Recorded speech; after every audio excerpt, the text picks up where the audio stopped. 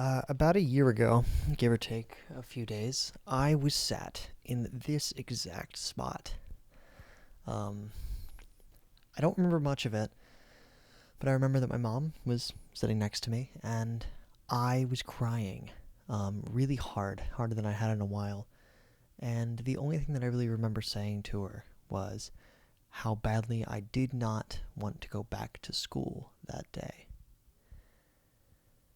Welcome back to the number one podcast in the world. This is Joey Offline, where for some reason I'm always out of breath. Um, and on this final day of my winter break, I want to talk about and reflect one final time, hopefully, put a pin on why I don't like Penn. I know, we're back here, but I want to talk about it.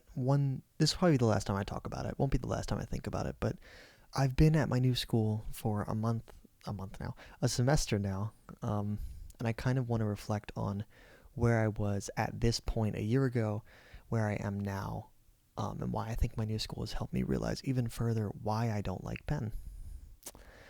Because 1 year ago now, when I was in this spot, I don't know the right word, I become the opposite of an optimist. I guess that's a nihilist. I become sort of nihilistic about college in general after one semester at the University of Pennsylvania, the first university in the country. Um,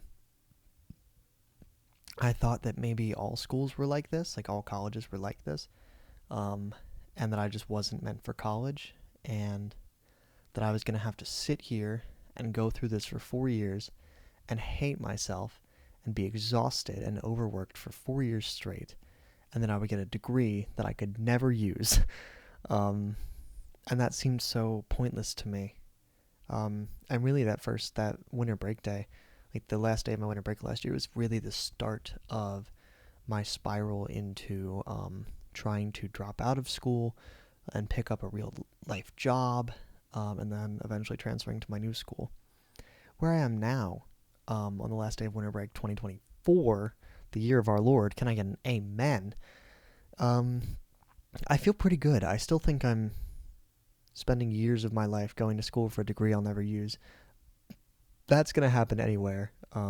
Maybe get a college degree. If you can get out of it, get out of it still. I still believe that. But I think that being used and using my talents better, like I'm applying myself more at this new school. Um, I Although it's not like as prestigious as Penn, very few places are. It's excessive, but it's good. Like it's actually a film program that helps me and is teaching me things that I didn't know before. Like I went back, like I've started to do actual lighting stuff. I didn't for this video really, but I did on the last offline. I did on one of my main channel videos, um, and I realized like, whoa, my lighting in some of my old videos is terrible, and now it's kind of good and kind of goated. So it's like I'm learning things now, which is good, which I didn't really do last year. Last year I just stressed and could tell you everything about every philosopher from before the 1600s, or astronomer, not philosopher. God, Jesus. Um, it wasn't getting me anywhere, I don't think. And this isn't to say side tangent. And this is gonna sound like bragging. It's not. I promise. This is a side tangent of Penn is excessively difficult for no reason. Um, and it might seem like I dropped out of Penn because of the difficult academics. That is probably the reason for a lot of people. It is overbearing and it's not worth it. And that is part of the reason, but it's not like the majority of it, I don't think. I did well at Penn. It took a lot of time and a lot of work, but I got a 4.0 at the end of the semester. So I was doing just fine academically. It just took so much energy and so much time that I could be focusing on something else to even get to that point. And it's insane. It's insane. At my new school, I'm still doing fine academically, but I actually have time to put forward my energy into other projects, which is nice. Another thing that is very different is kind of the friend scene. Last year, at this point, and really at the end of the year too, my only friends are my roommates. Andrew, Nick, and Hater. I had a few other people who I was like friendly with. Like there was Jerry and there was I just had their name and then I just blanked on it. That was terrible. Oh, I can't think of it. This is so embarrassing. I'm gonna have to look up his name after this. Whatever. I had a few. That tells you how close I was with people at Penn. Um, I had like a handful of people. But really, the only people I was close with was my roommates. And then flash forward to this year, I actually said this to one of my friends at school this year, who I'm very close with, my friend Joe.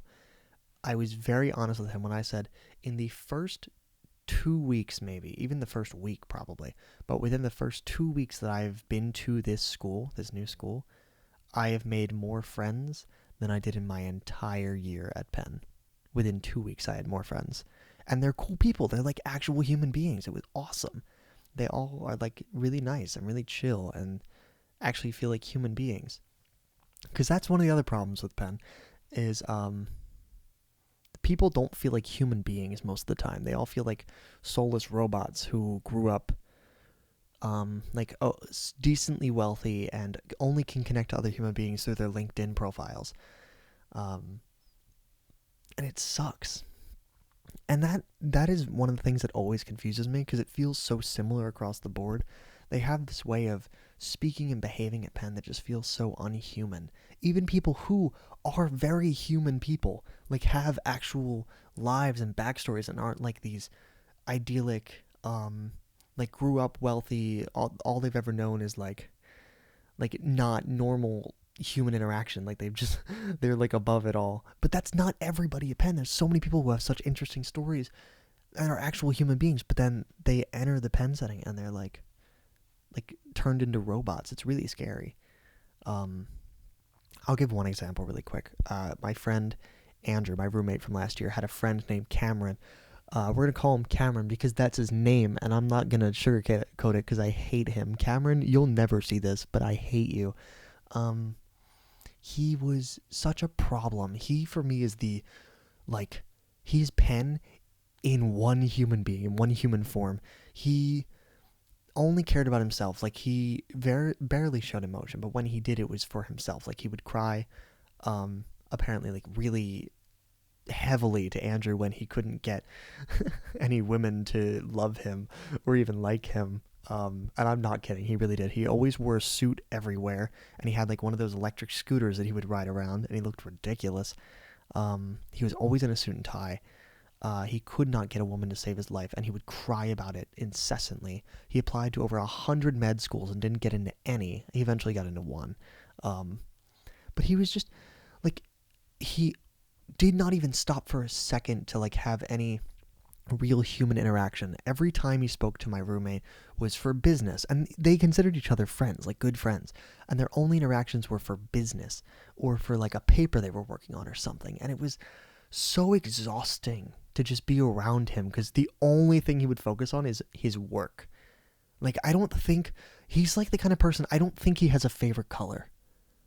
Does that make sense? Like, I don't think that he has natural human processes in his mind. I just met up with Andrew last week, and he was telling me about how he finally is cutting Cameron off, and I'm like, you're the best. Because I've been telling him to cut Cameron off forever because he's terrible and I hate him. Cameron, I hate you. And the reason, like, that Andrew, he did say to me, he was like, you know what, I'm starting to think that you might have been right, like Andrew to me. And I was like, yeah, of course, I'm always right about everything. He had this conversation with Cameron where he was like, Andrew was talking about, like, his ideal life. Like, he'd be kind of okay just having, like, a regular, like, chill, relaxed life, like doing some simple job for, like, the rest of his life if it just helps him get by and just doing the day-to-day, which is good. I like that. Cameron was like, nope, I'm going to work my way to the top and stay there no matter what it takes. And he went through, like, this whole monologue, and it was crazy. And I was like, how is this a human person? This has become the Cameron exclusive, I'm sorry. But he just, to me, feels so much like the ideal person at Penn. And it's so toxic and unhealthy to be like that. I can't imagine being happy like that. I mean, it works for him, but he does not seem happy at all. And so many people at Penn seem so unhappy. At my new school, some people are still somewhat unhappy and stressed because they're college students. But like, there's a bond there that you're actually like connecting with other people. And I think it helps people get through college with actual real connection. On Penn, at Penn it feels so surface level, any connection you have. Um, the last thing I think I'll say is a metaphor, or I guess a simile, the way I'm going to phrase it. A simile that I came up with at work the other day, because I've been thinking about this for like 2 weeks now. I've been trying to find some way to summarize what it's like and why I broke, to bring it full circle, why I broke on my last day of winter break last year, because I have been thinking about that a lot. And I've come to this. Penn is like a pit of quicksand, but you're sinking really slow. Like so slow it's imperceptible. So hear me out. You step into this pit and you know it's quicksand after. Like you're told that it's quicksand, you're aware of it. Other people around you are also in it. They say that it's also quicksand. And you're like, okay, that's fine. But you can't see yourself sinking because it's so slow. So you're just kind of standing there like looking around. And you don't realize anything's happening for a while. Sorry, I thought someone was coming upstairs. If there's a weird cut at some point, that means somebody came into my room. But it feels like you don't notice anything happening until at some point you are pulled out of the pit. This is winter break, by the way. At winter break, you're pulled out of this pit. You've lived in it now for a whole semester. You've sunk. You don't know you've sunk until you're pulled out, and then you realize, whoa, I was really deep into that pit. That wasn't good. That could have killed me. Like, I was getting worse. Like, I was falling in. But I couldn't really see it until I was outside it looking in, like, to how far I was, like, how deep in I was.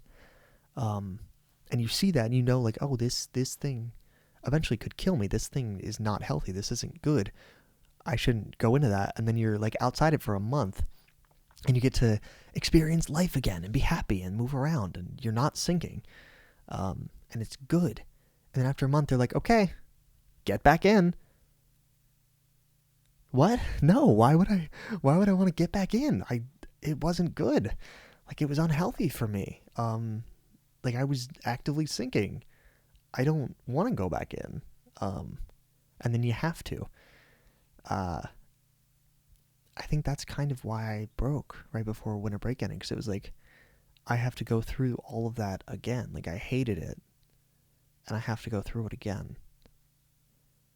Please don't make me do it. But I did, and I lived, and I got a 4.0, and I made a few friends. I really only talked to one of them still, but hey, that's a friend. I made one last year, and now I'm in a much better place. So I'm out of the pit of quicksand and into whatever I'm in now. I'm not quite sure. I think that's most of the things I wanted to talk about. I feel like I just rambled, and I don't even know which points I hit. It just kind of started spilling out after a while. But that felt good. Who knows? Yeah, I like my new school a lot better. I think that it's inspiring me creatively, but also just as a human being, like, it's making me better because of the people that I'm around, the settings I'm around. I'm not always sitting in my room doing work. I spent my whole life last year either walking around alone or in my room alone. And this year I spend almost no time in my room. I am with people, I'm outside, I'm working. And it's great. It's really, really good.